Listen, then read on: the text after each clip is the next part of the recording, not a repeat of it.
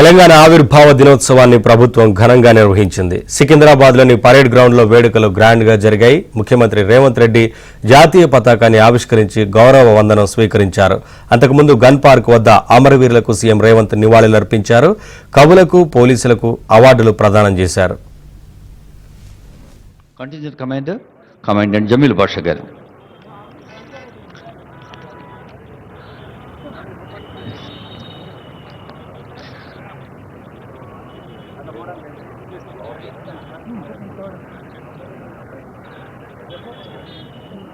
ఇప్పుడు కదలి వస్తున్న విద్యా Telangana BC welfare residential school contingent special jury award IFS అధికారి సైదుల్ గారు ఈ చిరంజీవి వెంట ఉంటారు.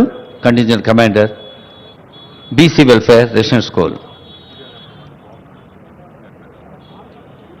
విద్య కోసం, నైపుణ్యం కోసం, క్రీడల కోసం యంగ్ ఇండియా, మహిళల కోసం ఇందిరా మహిళా శక్తి, యువత కోసం రాజీవ్ యువక వికాసం, ఇలా సర్వ సమగ్ర అభివృద్ధి కోసం సాగుతున్న తెలంగాణ సంక్షేమ ముఖ చిత్రాన్ని మన ముందుంచారు ఆనరబుల్ సీఎం గారు వారి సందేశంలో.